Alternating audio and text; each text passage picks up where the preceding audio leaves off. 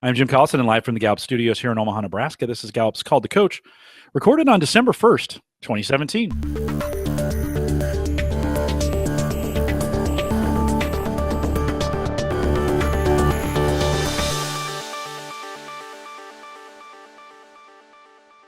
Called the Coach is a resource for those who want to help others discover and use their strengths. We have Gallup experts and independent strengths coaches share tactics, insights, and strategies to help coaches maximize the talent of individuals, teams, and organizations around the world. If you do have a question during this live webcast, we do have a chat room that's available for you. Bottom left-hand corner, there's a login button. Choose that. Choose the guest account. Don't create an account. Just use the guest account. Put your name in where it says guest. Take those numbers out of there and hit submit. You can log in with any number of social media accounts as well if you want to do that. Facebook, Twitter, Google+, any of those, you can log in. LinkedIn, you can log in with those. Join us in the chat room. Love to take your questions live. Really important, especially in one like today. If you're listening to the recorded version or have questions about custom strengths coaching solutions, you can also contact us. Send us an email, coaching@gallup.com, or use the contact form right there on the live page. Don't forget to visit the Gallup Strengths Center, just gallupstrengthscenter.com for all your Clifton Strengths coaching resources and training needs. You can also catch the video in both streaming and downloadable audio. We call that podcasting. It's available for you on any device, iPhone, Android. They have podcast apps. You can make sure these download automatically and listen to them as they become available. All the information to do that, including all the links and some really easy buttons to just push on your phone, and it automatically will do that for you. It's all available on the resources page at the Coaches blog. Just go to coaching.gallup.com. Dean Jones is our host today. Dean's a principal architect of Gallup's global client learning and strategy here at Gallup. Dean, always great to have you on a Call to Coach, and welcome back. Thank you. It's great to be here. One of my favorite things to do is this. It feels like it's been a while since I've been on. Maybe that's not actually the truth, but no, it is. We delayed you. I had an event that I couldn't be here for. I had a family emergency that I had to be out for. We appreciate the community kind of letting us just move those things around. So we slid this program live. So it has been a little bit. Dean, before we get started, as we think about the end of 2017 and the beginning of 2018, can you kind of talk just a smidgen, just a little bit about what you're excited about in 2018 for our coaches as we just kind of think about what's ahead? Yeah, great. I'd love to. Yeah, great. I'd love to. I know I surprised you with that. So yeah, right. Sorry about that. But we're doing a lot of thinking here at Gallup right now about that. Communication number 6. I'll start talking and then the thinking will actually follow. That's the way I work too. Number 4. That's great. I will tell you, here's what I'm excited about. There's a few things that I'm really, really excited about. I know that sometimes things get the things kind of filter out. One of the big things I'm excited about is something that we really haven't talked about very much, but it is that that we are investing a huge amount of time and money and energy into building our technology infrastructure to support learning for our organization as a whole, and specifically for strengths coaches. So one of the things that's gonna start to hit, probably it'll start in the spring of this next year and run through the summer, is a lot more technology resources. So, and it's probably the thing I'm spending all my time doing these days. We just signed a contract with an outside vendor who is going to form kind of the backbone of some of our learning technology. Super excited about that. We'll be working on integrating that with the rest of our technology platform.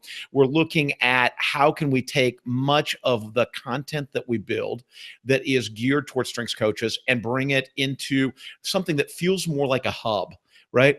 Right now, it feels like we've got all these disparate things that we do, right? Chats over here and discussion forums over there and the content's on YouTube. And like, we're trying to figure out how do we bring it into something that feels more cohesive and over the long term feels better organized, honestly, and feels like a better resource for people.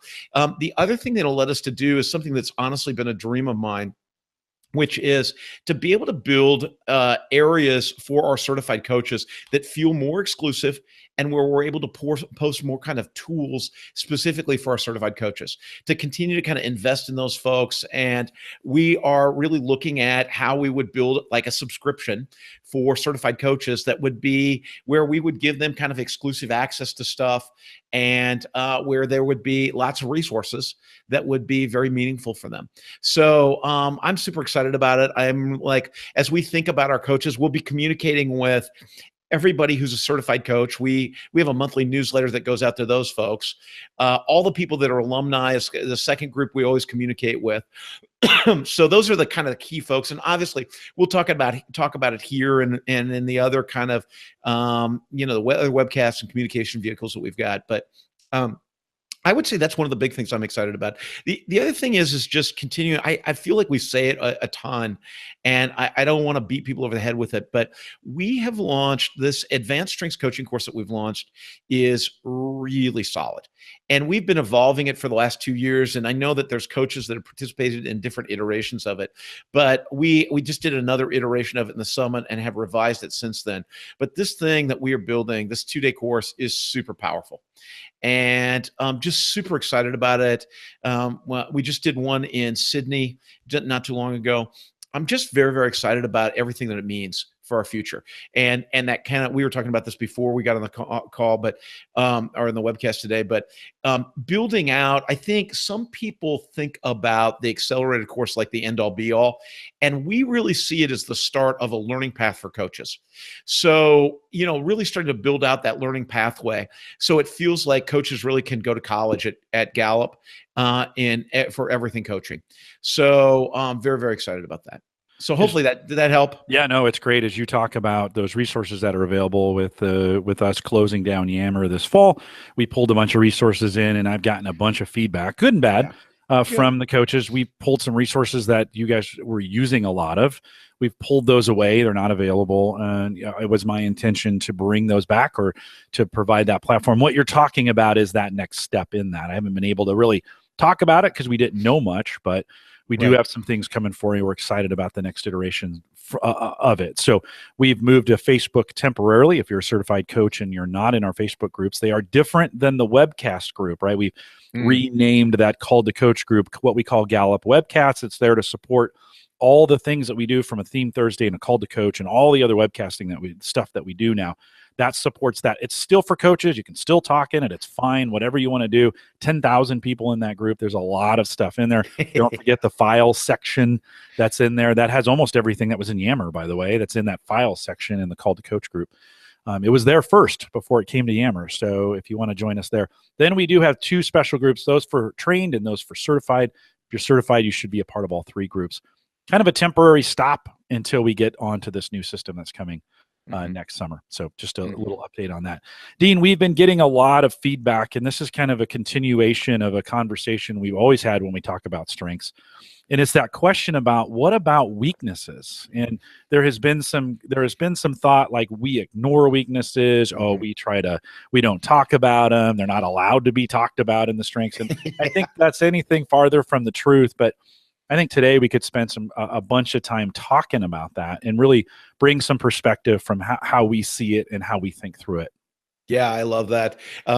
You make me laugh because it's like, you're not allowed to talk about weaknesses. Yeah, that's the first part of our coach training. Never speak of weaknesses. Never again. Never. It's like Fight Club. The first rule of Fight Club: don't talk about Fight Club. That's right. That's right. Well, it does get it's an interesting. There have been some articles that have come out that we say that, and there's been, anytime you have a movement this powerful, there's always an anti-movement that comes out, and so there's been some of that. And I think so. We've been talking about it more, but I look forward to the next 30 or 45 minutes here as we kind of talk through and kind of give some instruction on how we feel about it.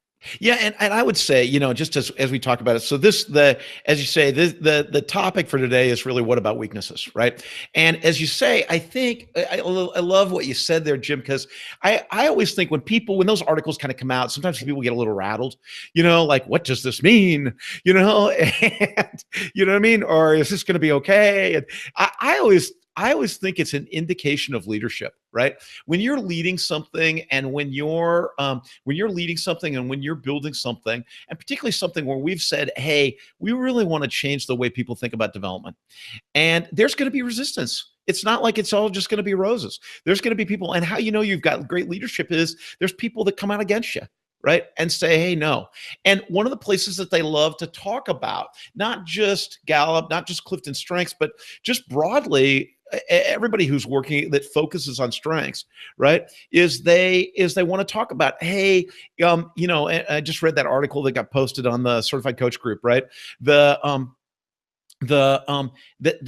usual attack is hey, this strengths movement is bad because it focuses too much on strengths and we don't deal with weaknesses. And I think if you're a coach and you're a working coach, you know that that's not the truth. I think that you realize that, in fact, a lot of your coaching conversations end up being about weaknesses, as weird as it sounds as a strengths coach. So like one of the things I like to say is there's no discussion of strengths that's complete without a discussion of weaknesses. Really, like, in order, by definition, you really have to talk about weaknesses when you talk about strengths. Right? So you can't begin to accurately identify and gauge your strengths without knowing and identifying those areas where you're weak. So it literally goes hand in hand, right? Strengths occurs against a backdrop of weaknesses. It's kind of like, I always think about it as light and dark, right? You can't distinguish light without darkness. You can't distinguish darkness without light. You got to have one. Ironically, you have to know one without the other. So weirdly, ironically, weaknesses are a really important part of strengths development. And one of the things you start to see is that if you're a coach and you work all the time with people around their strengths, it's the more differentiated somebody's strengths become, the clearer they become about weaknesses. Right? Their own weaknesses, the weaknesses they see in others. And in fact, so it always seems like, and for many of us that work in strengths on a daily basis, it always seems like this silly thing that somebody would say, oh, they never talk about weaknesses or like that, because in fact, a lot of what you're doing is dealing with those sort of areas. So today we wanted to kind of talk about, okay, well, what do we really say about weaknesses, right? And what do we really say about weaknesses? How should we think about weaknesses? Some of that stuff I think is really useful, right? So, and to dig in. And for those of you who are joining live, please do, if you have questions or comments, please do put them in chat. I love, as we go through this, I think it's super helpful to just know what you're thinking as we go through this.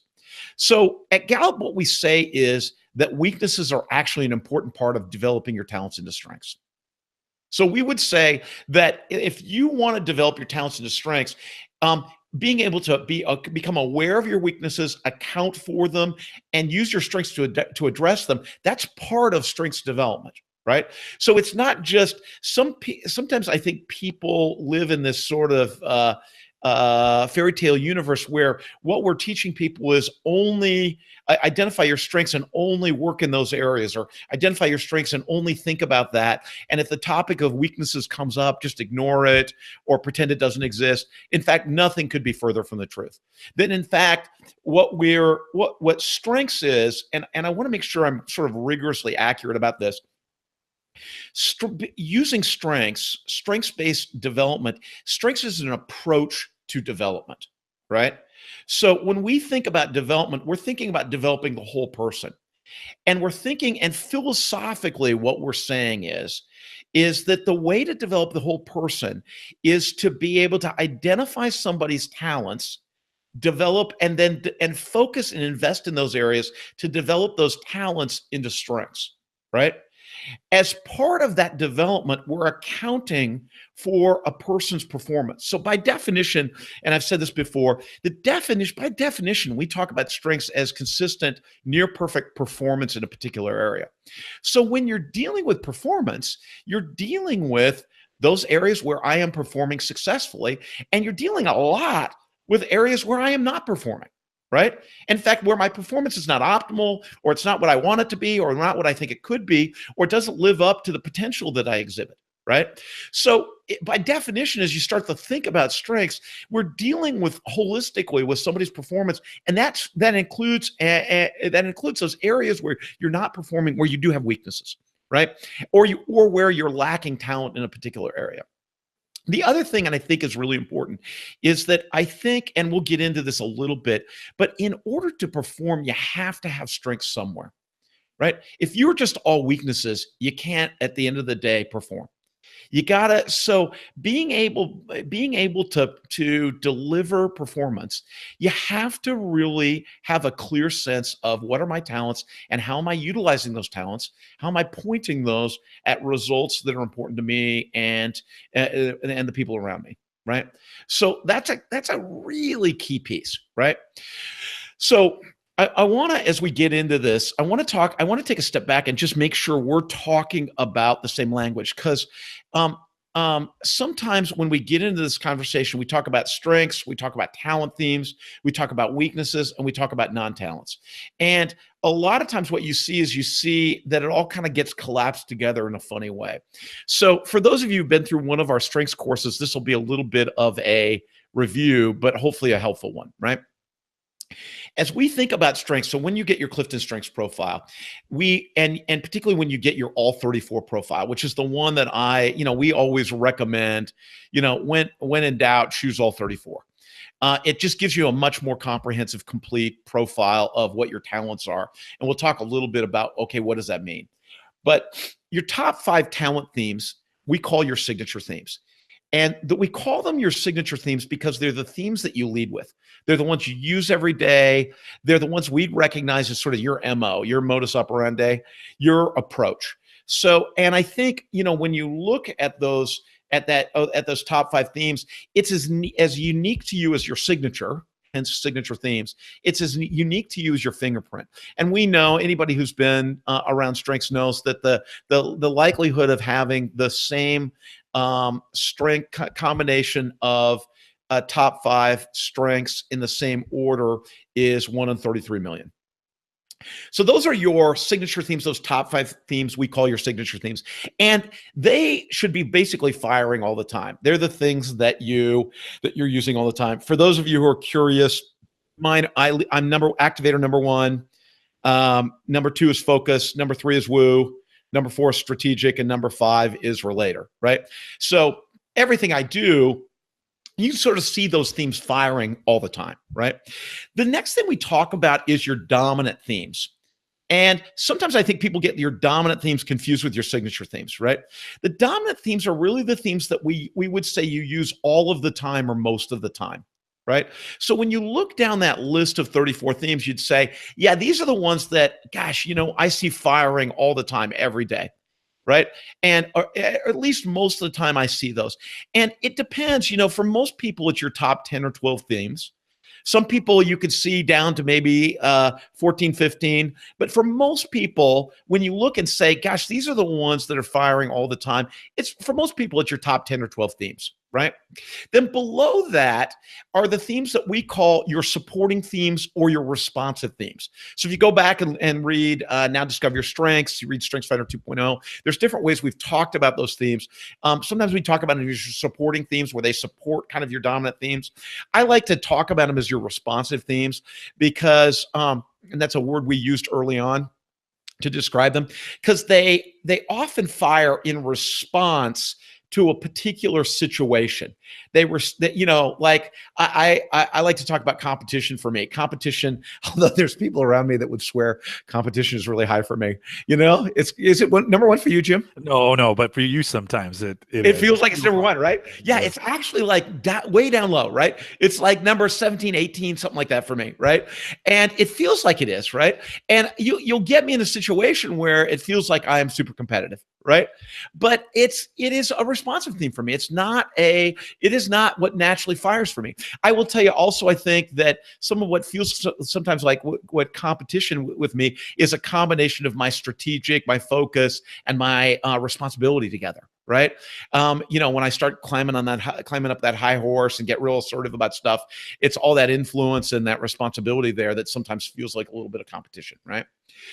So the responsive themes are the next kind of batch, the ones that you would say, hey, this fires occasionally. And usually what you can see is it's firing in response to a particular situation, right? So there's something, it's not like it's just firing and all, it's firing in response to a particular situation. Then the bottom of the list are what we would describe as non-talents.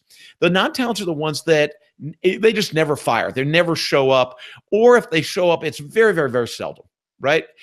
Like for me, harmony is my number 34. Right. So I am never a guy who walks into the room and automatically notices the degree to which there's consensus.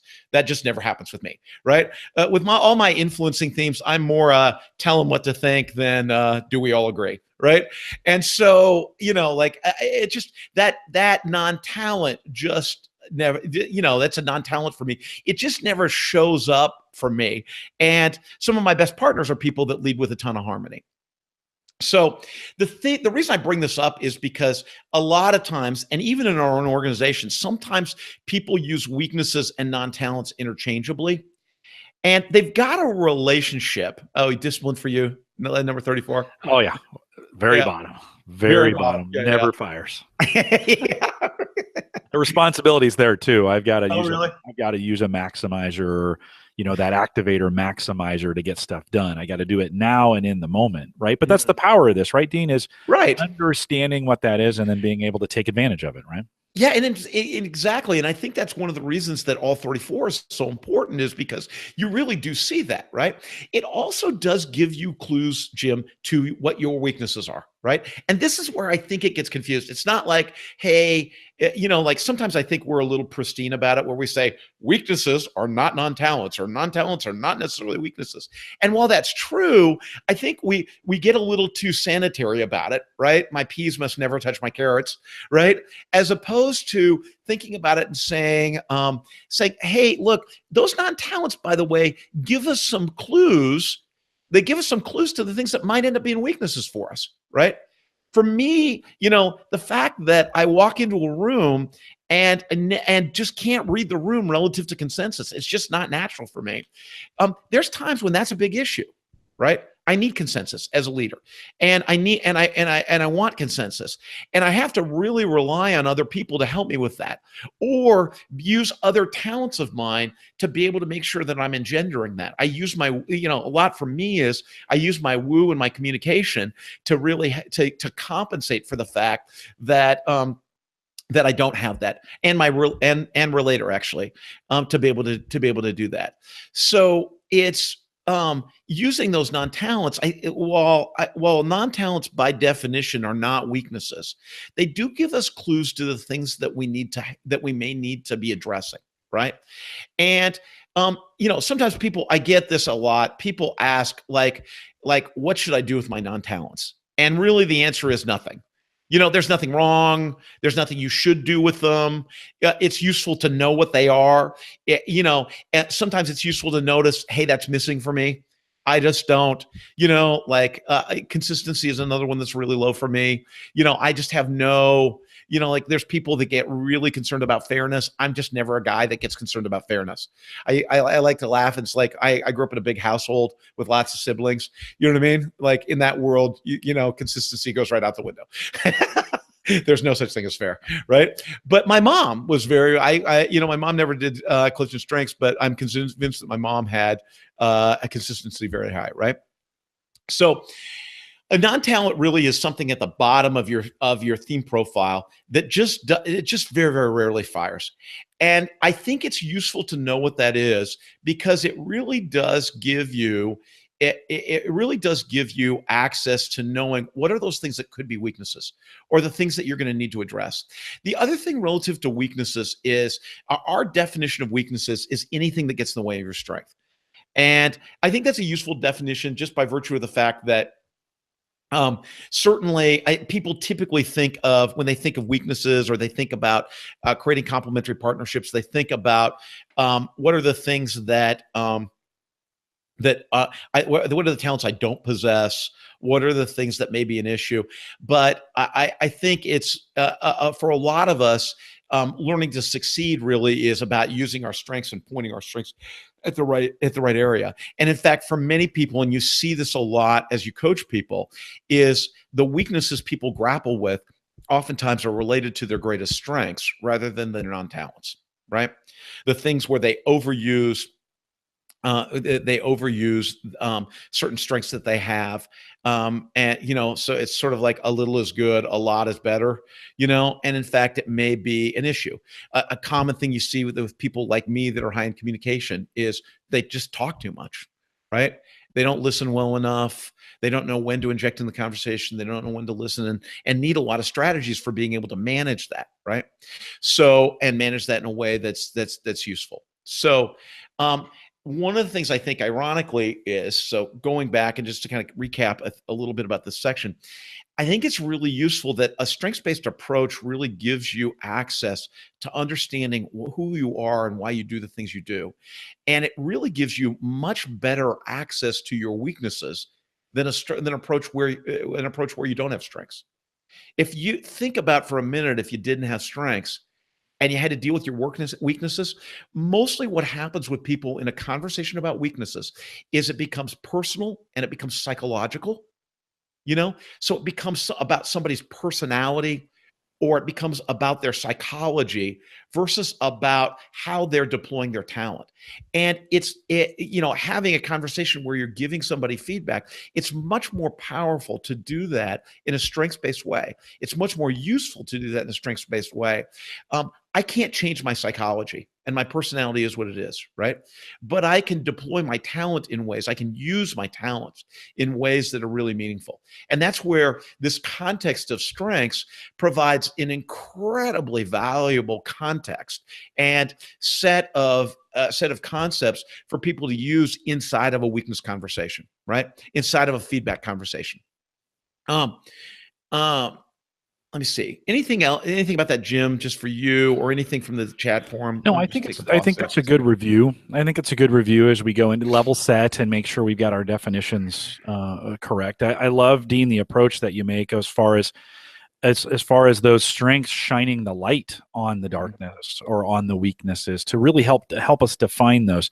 I do sense sometimes as a community we spend too much time categorizing and classifying, and then not enough time saying, okay, now that we know this, what are we actually going to do, right? Yeah. And I think there's always room for improvement. We'll talk and talk and talk, but eventually we got to move on and help people. That's really the value of a coach, right? Is helping those people move. Then, okay, so what is the action plan associated with, now that we know that, that's not enough. What are we actually going to do to increase performance? Yeah, no, absolutely.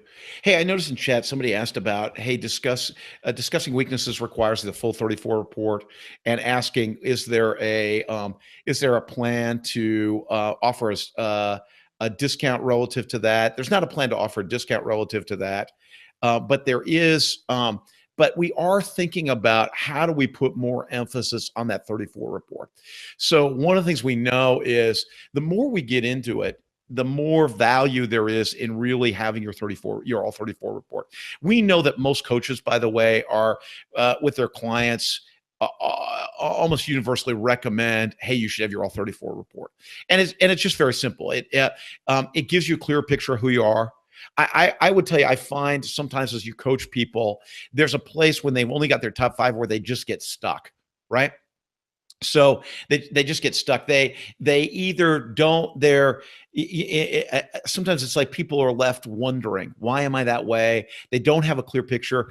We had friends of ours who live here in Bentonville, a couple that we've known for many years now, who both just did strengths and got their all 34 report. They had done their top 5 a number of years ago, and every time they get it, like we'd get into conversations about strengths, and they'd sort of get stuck, right? Like, hey, what's next?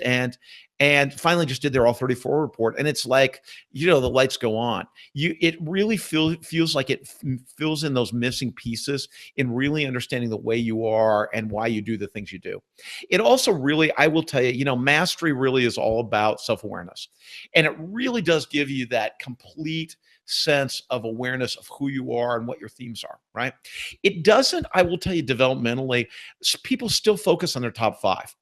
So still starting out, we still want people to start with their top 5 and really master their top 5. Those are their signature themes. They are the themes that are going to impact their behavior and have the most impact on their performance and their success. And we want people to be able to do that. So it's not like it changes the focus in many ways, but it helps people to have that sort of well-rounded picture of really who they are, right? So as we think about weaknesses, we know that and it's very really straightforward. We know that oftentimes we say strengths develop infinitely. One of the things we know is when you invest in an area of talent, when you invest in your strengths, they develop and they continue to develop. And they tend to develop exponentially. You get a much bigger return on investment from investing in an area of strengths. And they continue to develop. And I think that's an important piece where it's not, I always like to think about it like singing talent, right? The more you invest in that, the better return you get, particularly if you have extreme musical talent. And it continues to develop your whole life. And areas of strength are exactly like that, where they continue to develop. The thing you have to know about weaknesses, and this is really the important piece, is weaknesses don't develop, or at least they develop incrementally. It's not like sometimes we say weaknesses don't develop, and it's sort of shorthand for us. And I want to be more rigorous about it inside this conversation. It's not that weaknesses don't develop. It's just they don't develop. They don't have the same return on investment, and they don't develop at the same pace. And there's a point where you've gotten all the juice from that orange, right? You've squeezed all the juice out of that. With weaknesses, when you add skills, knowledge, and experience to an area of weakness, you will get incremental improvement, right? If I am bad at math and I spend a lot of time studying math, I will get incremental improvement. I just won't ever be like a John Nash, right? I won't ever be one of those like ridiculous mathematicians, right? Who can conceive of things that are beyond what most of us can conceive of. So it's not that, and sometimes I think, with weaknesses, there are areas where we all have to do things. And one strategy is investing in those areas. I was like, laugh. It's like, there's a lot of parts of my job that I'm not necessarily great at, but I still have to do, right?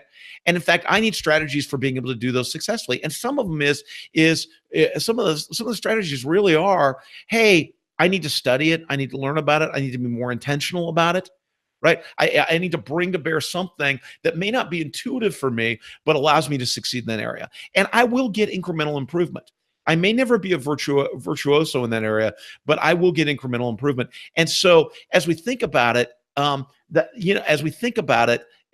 are certain areas that we've got to invest in, right? Yeah. And applying knowledge, knowledge, both academic knowledge and the knowledge that comes from experience, developing skill in those areas, those are good strategies, right? Dean, in my 40s, I decided I was going to run. I was going to become a runner. Now, when I was a kid, they called me Square Wheels. So let's just be clear about the talent I had as a kid, right? And so right. I began to run, and then I ran halves, and then I ran marathons. Yeah. I completed 5 marathons, never ever breaking the 4-hour mark, right? Most of the best runners do that between 2 and 3 hours. Yeah. And I put an enormous amount of effort into this. I mean, hours and hours and hours of practicing that running technique. Did I get better? Yeah. My very first marathon was 5 hours. By my 5th, I was down to 4. Yeah. But I was still coming in right in the middle of the pack, or maybe less than middle, no matter how much effort I put into it. So I think that's a really good, that's how I view this is, yeah, I did run marathons. I ran 5 of them. That's pretty amazing in my book. Yeah. However, the performance, was I a world-class marathon runner? Well, like my mom would say, I had a lot of heart. Oh, Jim, nice job. Right. And I could do it, and I did do it, and I did get a little better at it. Yeah. But those expectations of going from my goal was always to break 4 hours. Yeah. No matter how hard I tried, I could never break. And I trust me, I spent an enormous amount of time running every weekend and nights and after work. And it was hard work. It was much harder than it should have been.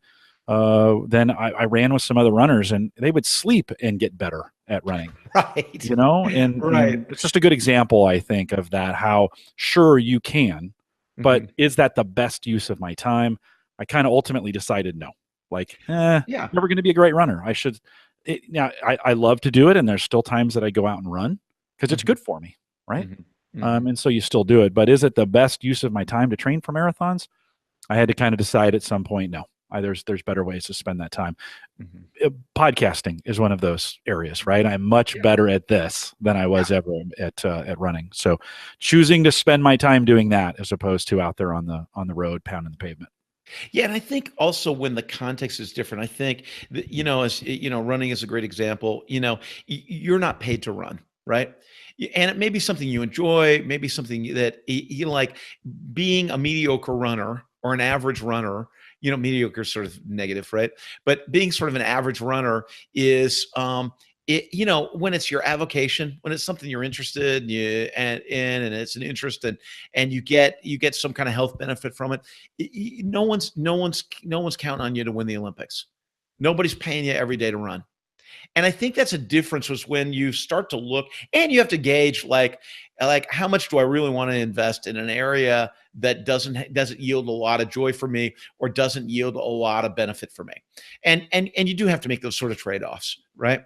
Um, I think that's really important. And I think inside of a professional context, that's why I think it's very important for us to think about, hey, as I apply my talents for the things that I'm paid to do, for the things that other people are counting on me to do, I need to know what my talents are, and I need to invest in my talents.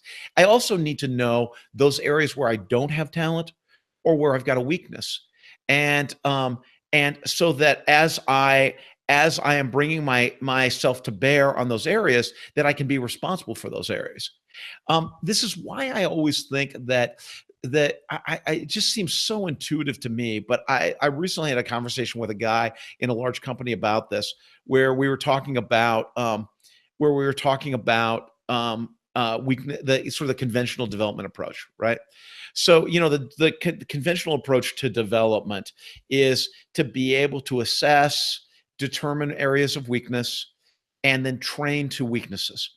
And I literally, and as opposed to a strengths-based approach, which is typically to assess, look at areas of talent, right? And train to talent to yield performance, and account for weaknesses, right? So address weaknesses as part of training to talent. I literally had a conversation. It was funny. I was in a meeting the other day with a guy, super smart dude, who was he was a senior organizational development guy, saying, "Gosh, like how widely accepted is really is developing people." And you can see from the amount of play it gets that people really understand that using a strengths-based approach is a more successful approach at yielding performance than what we would describe as fixing weaknesses. The truth is you actually don't ever really fix a weakness, right? You don't. It's never a weakness will never become a strength. And I think it's good to remind people that strengths and weaknesses are not opposites. As weird as that sounds, right? Because a weak never becomes a strength. There's no way that a weakness becomes a strength. At best, when you develop a weakness, you get average. You don't get a strength, right? And so it's not like, hey, if I invest enough, my weaknesses are going to turn into strengths. It never works that way. The best I can do is compensate for weakness, or account for it, or address it. I never can turn a weakness into a strength. And that's why, as a developmental approach, it's fundamentally flawed. It just never works out. And that's why we have to help people to understand that the only way you really get high performance is by identifying areas of talent and investing in those areas of talent. You're never going to turn somebody who's tone deaf into a world-class singer. It's just never going to happen. And it's a hard truth in life. We all want to believe that could be. You're never going to take somebody who can't add in their head and turn them into a world-class mathematician. It just doesn't work that way, right? And so you've got to, you really have to take those areas where there is a concentration of talent, invest in those areas and point them at performance. So what do you do about weaknesses, right? So I want to talk about this. It doesn't mean you ignore weaknesses. And in fact, anybody who cares about performance, cares about performance, cares about weaknesses. And in fact, there was there was kind of a guru years ago who said who had taken on race car driving, and as a way of sort of understanding development, right? And he said that when you're going around the track at 120 miles an hour, you don't notice what's working, you notice what's not working, right? And in fact, anybody who cares about performance, right, cares about weaknesses. They care about what's not working, right? And so as you're coaching people, and particularly this comes up, I think, in ongoing coaching conversations with clients, where you're talking about performance, you're talking about how do I bring myself to bear. What comes up and what you end up talking about a lot is what's not working, right? I will tell you that the approach to addressing weaknesses, I always think of it in three steps, right? And it's three fairly kind of simple steps. The first one is being aware of my weaknesses, those areas where where who I'm being, what I'm doing gets in the way of my success, right? The second is being responsible for them. And the two are not necessarily tied perfectly together. You would think that in some people, gosh, if I was just aware, I would be responsible. But taking responsibility for it oftentimes is hard, right? And then the third piece is using my strengths to manage them. Because the only way really that you can address your weaknesses is through your strengths. I know that sounds funny, but really you got to bring your strengths to bear to address your weaknesses. So let me talk about each one of those just briefly here. I know we're starting to be in the home stretch here, but I want to talk about each one of those, right? So first of all, in the awareness category, a lot of, I think, work for coaches is helping people become aware of those areas where they're successful and those areas where they're not. And this is where I think things like the Johari window are a useful tool for us as coaches, not necessarily for people, but for us as coaches to be able to say, what are the things that this person is clearly aware of? What are the things that are a blind spot for this person? What are the areas where this person is not fully self-expressed or taking risks? What are the things that we haven't discovered yet about this person, right? And there's lots of issues relative to awareness that you see. Commonly, what you do see people with blind spots where they just flat out don't see the weaknesses they have, right? And there's areas where it's like, gosh, they're overusing a particular strength and are unaware of it. They're unaware of the ways in which they're using their strengths is impeding other people's performance or becomes a barrier for others. So you see that on a regular basis and helping people to get the right feedback that they need in order to be able to do that. Another thing that you really see, and you see this a lot in strengths development around awareness, is people claiming strengths that they just don't have. So they think they want to own it. And you see this, I think, with all of us, where we look at our strengths profile, we can look down the list and we look at number 17. It's like, gosh, I think I've got that one. I can point to an example where I've got that one. And in fact, it's not really a strength for me, And so there's a lot. And I would say this is an area where we as coaches could bear to do more work.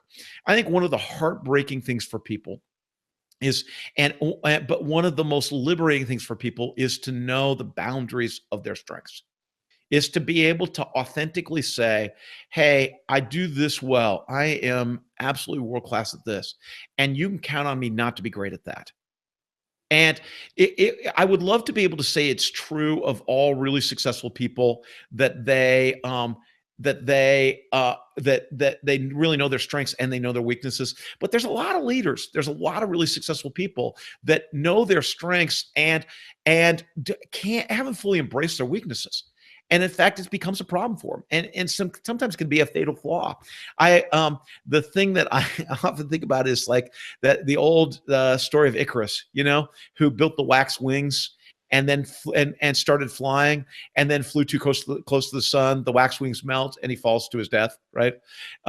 It's for many of us, I think, where we discover talent in a particular area, and we start investing in that talent. And what we start to see is ourselves really soaring with our strengths, as Don Clifton had said. Right? We start to really find ourselves soaring, and what happens is we think that our strengths apply to everything, or because we're strong in one area that we must be strong in all areas. And it's just not the truth, So it's really helping people to understand what are those boundaries of their strengths, right? The other piece that you see around awareness is people not being aware of their non-talents. And that's where the All 34 report, I think, is so important for people, is that they've got that holistic view of who they are and that they're aware of it. So the first piece is just sharpening people's awareness and helping people to be really self-aware around what do I do well? Where are my strengths? What are the things that are non-talents for me? What are the areas that are weaknesses? The first piece is awareness, right? The second is helping people take responsibility. And I think a lot of being responsible is really helping people to you can't force responsibility on somebody, but it's helping people to understand what is the great positive impact of your strengths and what is the detrimental impact of your weaknesses. And I think when people can really start to see the impact of their weaknesses is where you start to see people take responsibility, right? When you can really see the degree to which it is causing people angst, it is creating barriers for people. It has really become something that's an issue for other people, where people aren't able to be themselves, to contribute because of because of some weakness that you have. And I think it's really important. It's not like you want to rub somebody's nose in it, right? But on some level, they've got to own the impact. And this is where feedback is so valuable. Is you do see, and I've said this before, when people will go out and interview people and say, hey, what do you think my strengths are? What do you think my weaknesses are? And there's that opportunity to really take responsibility for the impact of someone's weaknesses and the way that they have impeded others. And I think that you really want to help people with that. So the first piece is awareness. The second piece is taking responsibility. Once somebody's done that, then you can start to really see, as you start to address those areas of weakness, you can really start to see how to use your strengths to be able to impact them.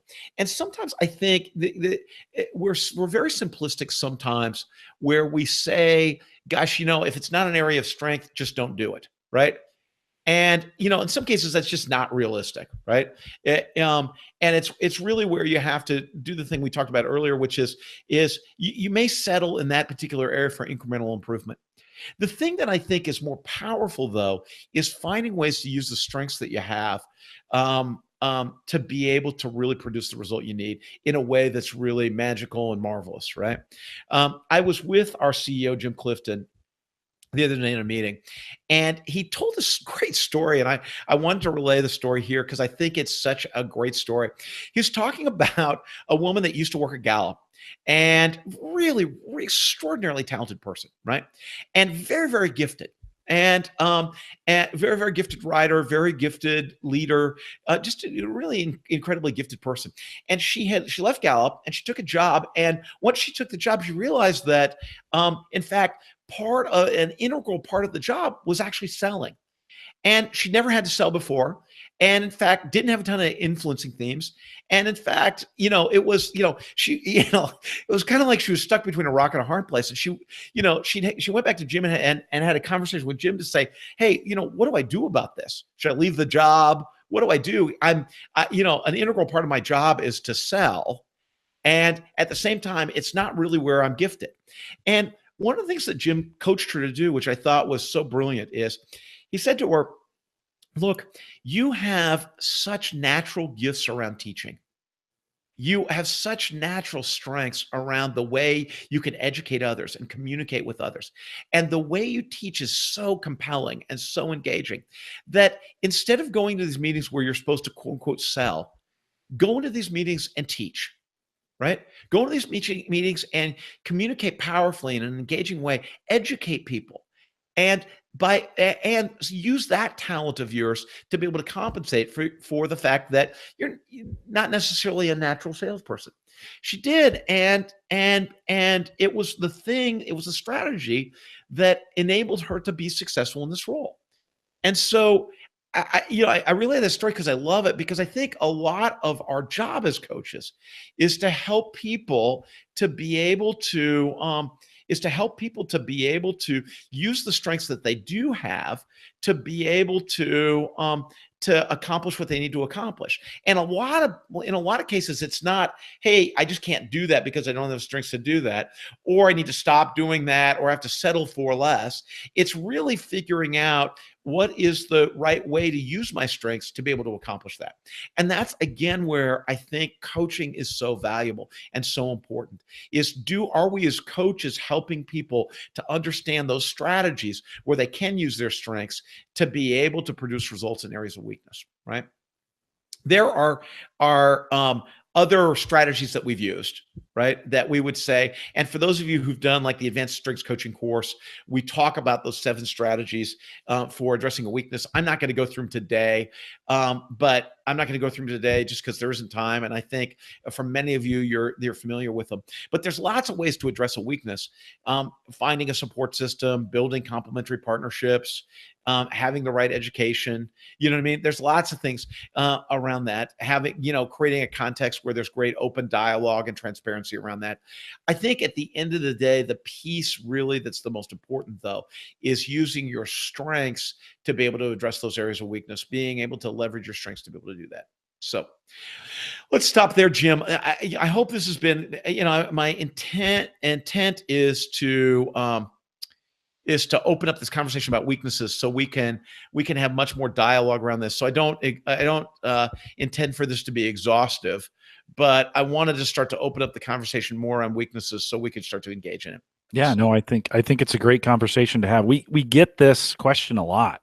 Yeah. And I think it's just a good review. I mean, as we talk about this for the rest of the year and into next year, I think this is a good kind of base level setting.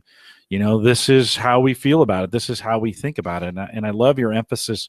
By the way, we'll wait a minute here. Just if you're listening live and you want to ask us some questions, Dean will be watching the chat room as we do that. So I'll delay just a little bit to see if you got any final questions. But I think it's a great reminder, and I really love, and the thing I think I've taken away from our strengths community over the last couple of years is it's always done in relation to performance. And so what as we think about how is this, I love, I use this example about running, and then you immediately brought it back to, what do you get paid for? Right. And I think sometimes we get so wrapped up in self-awareness that we forget okay, the next step is, how is this in the job that I'm doing in my vocation? Yeah. How is this helping me move forward?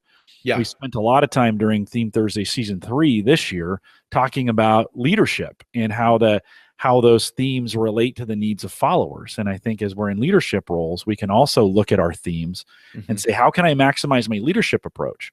How can I continue to exploit those things that I'm best at as a leader, and then directly relate them to the needs of the follower and say, am I providing stability? How am I providing stability? Am I, those questions that we bring up all have to lead to an end result.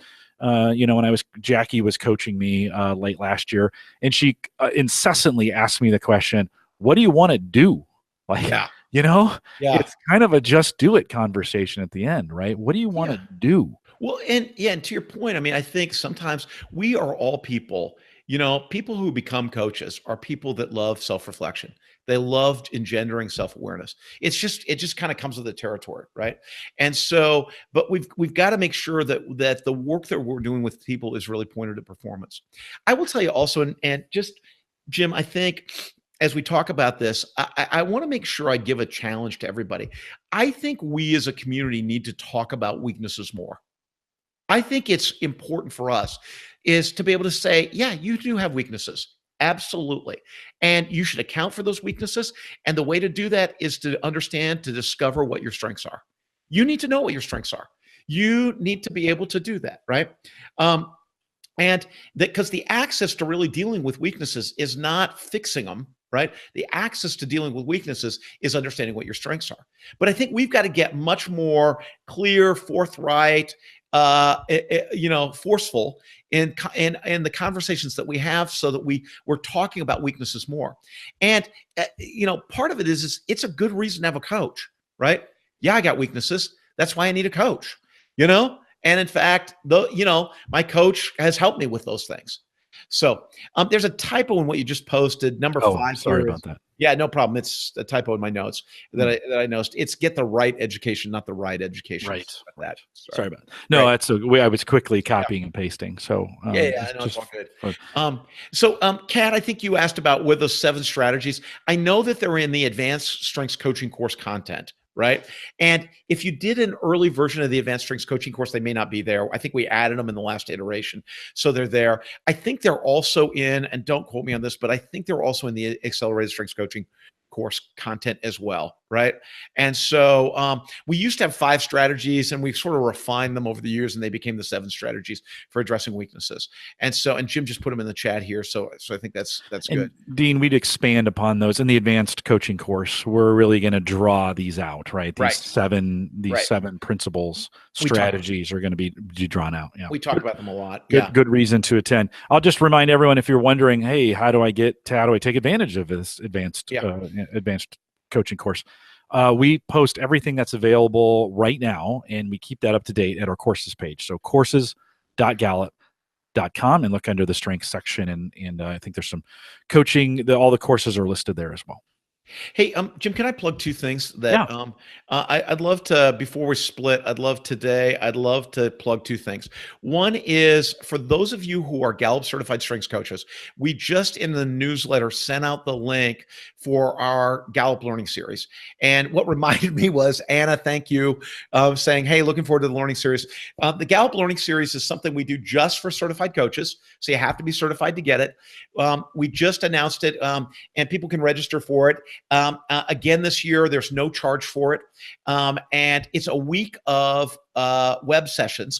It's like, we consider it kind of like a web conference that we do over the course of the week. So it's 7 sessions over a week. It's in January every year. It's designed for coaches. We've got a killer lineup again this year.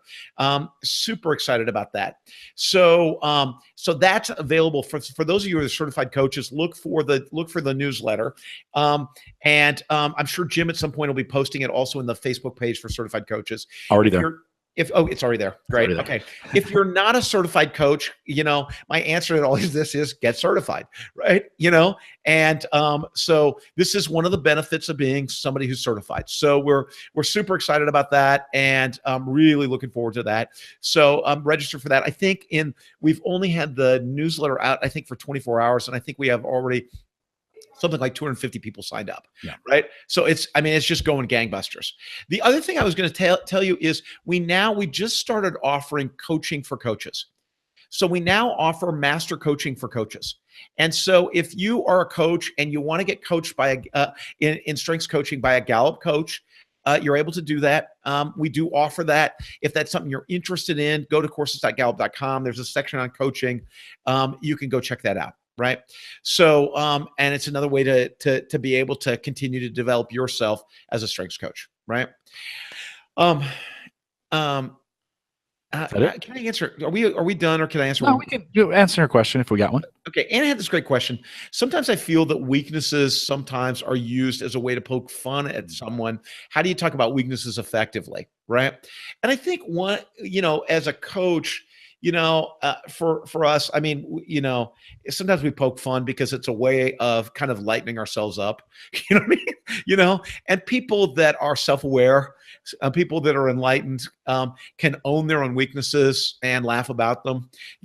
God knows I've got many of them. We were laughing because Jim sent me a note yesterday and said, hey, what's the topic for tomorrow? And I said, what about weaknesses? And he wrote back, I got a few of those. I was like, well, we'll have a lot to talk about. I've got a few of those. Right, exactly. So I think it's a way of lightening people up. And at the same time, I think, Anna, we got to have compassion, right? Because when you really take responsibility for the impact of your weaknesses, it can be heartbreaking for people, right? You really start to understand, gosh, how some of the things you do inadvertently really are hurtful, right? And really create barriers and thwart other people. You want to have a lot of compassion for that too. And I think for us as coaches, we can be a place where we can be both. We can laugh at ourselves. We can lighten up. And at the same time, where we can have a lot of compassion for our weaknesses and the impact that those have on other people. So great question. Great question. And a great answer, Dean. I think here at Gallup, we're so hypersensitive to it because we spend so much time talking about strengths. that we use that as an outlet for each other to kind of kid each other about it or bring it in. We have our own internal strengths jokes about those kinds of things because we spend so much time doing it. But it really is a good, I mean, it's just really a really, really good reminder. So thanks for saying that. Anything else, Dean, before we wrap it? No, that's it. Just just thank you all for your advocacy of strengths in the world. The thing I always like to make sure is present is the reason we're doing this is because we envision a world where that development is a function of people knowing what's right about them, knowing what's good about them, knowing what their natural talents are, and really being able to cultivate and apply those talents in really meaningful, impactful ways in the world.